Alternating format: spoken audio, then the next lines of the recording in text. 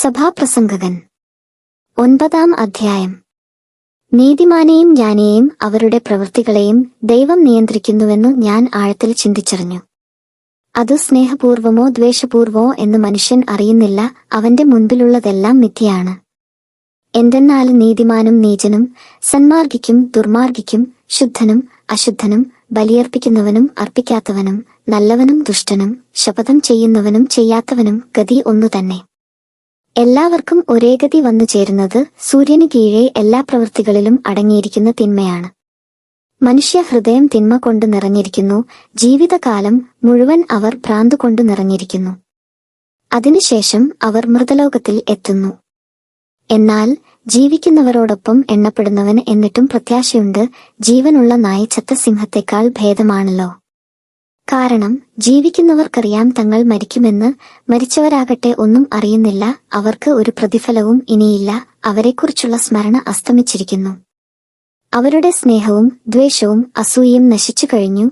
സൂര്യനു കീഴെ ഒന്നിലും അവർക്ക് ഇനിമേൽ ഓഹരിയില്ല. പോയി സന്തോഷത്തോടുകൂടെ അപ്പം ഭക്ഷിക്കുക, ആഹ്ലാദഭരിതനായി വീഞ്ഞു കുടിക്കുക. കാരണം നീ ചെയ്യുന്നത് ദൈവം അംഗീകരിച്ചു കഴിഞ്ഞതാണ്. നിന്റെ വസ്ത്രം എപ്പോഴും ശുഭ്രമായിരിക്കട്ടെ. നീ തലയിൽ എണ്ണ പുരട്ടാതിരിക്കരുത്. സൂര്യനു കീഴെ ദൈവം നിനക്ക് നൽകിയിരിക്കുന്ന വ്യർത്ഥമായ ജീവിതം നീ സ്നേഹിക്കുന്ന ഭാര്യയോടൊത്ത് ആസ്വദിക്കുക. കാരണം അത് നിന്റെ ജീവിതത്തിന്റെയും സൂര്യനു കീഴെ നീ ചെയ്യുന്ന പ്രയത്നത്തിന്റെയും ഓഹരിയാണ്. ചെയ്യാനുള്ളത് സർവശക്തിയോടും കൂടെ ചെയ്യുക. എന്തെന്നാൽ നീ ചെന്നു ചേരേണ്ട പാതാളത്തിൽ ജോലിക്കോ ചിന്തയ്ക്കോ വിജ്ഞാനത്തിനോ അറിവിനോ സ്ഥാനമില്ല. സൂര്യനു കീഴെ ഓട്ടം വേഗമുള്ളവനോ, യുദ്ധം ശക്തിയുള്ളവനോ, അപ്പം ജ്ഞാനിക്കോ, ധനം ബുദ്ധിമാനോ, അനുഗ്രഹം സമർത്ഥനോ അല്ല ലഭിച്ചിരിക്കുന്നതെന്നു ഞാൻ കണ്ടു. എല്ലാം യാദൃച്ഛികമായി സംഭവിക്കുന്നതാണ്. തന്റെ സമയം മനുഷ്യന് അജ്ഞാതമാണ്. മത്സ്യം വലയിൽപ്പെടുന്നതുപോലെയും പക്ഷികൾ കെണിയിൽ കുടുങ്ങുന്നതുപോലെയും കഷ്ടകാലം വിചാരിക്കാത്ത നേരത്ത് മനുഷ്യമക്കളെ കുടുക്കുന്നു. ജ്ഞാനിയും ഭോഷനും. സൂര്യനു കീഴെ ജ്ഞാനത്തിന് ശ്രേഷ്ഠമായൊരു ദൃഷ്ടാന്തം ഞാൻ കണ്ടു. ഏതാനും ആളുകൾ മാത്രമുള്ള ഒരു ചെറിയ നഗരമുണ്ടായിരുന്നു.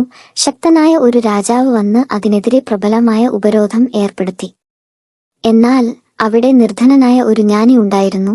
അവൻ തന്റെ ബുദ്ധികൊണ്ട് ആ നഗരത്തെ രക്ഷിച്ചു. പക്ഷേ ആരും അവനെ സ്മരിച്ചില്ല. ദരിദ്രന്റെ ജ്ഞാനം അപമാനിക്കപ്പെടുകയും അവന്റെ വാക്കുകൾ അവഗണിക്കപ്പെടുകയും ചെയ്താലും ജ്ഞാനമാണ് ശക്തിയേക്കാൾ ശ്രേഷ്ഠമെന്നു ഞാൻ പറയുന്നു. മൂഢന്മാരെ ഭരിക്കുന്ന രാജാവിന്റെ ആക്രോശത്തെക്കാൾ ശ്രേഷ്ഠമാണ് ജ്ഞാനിയുടെ ശാന്തമായ വാക്കുകൾ. ആയുധങ്ങളെക്കാൾ ശ്രേഷ്ഠമാണ് ജ്ഞാനം. എന്നാൽ വളരെയധികം നന്മ നശിപ്പിക്കാൻ ഒരൊറ്റ പാപി മതിയാകും.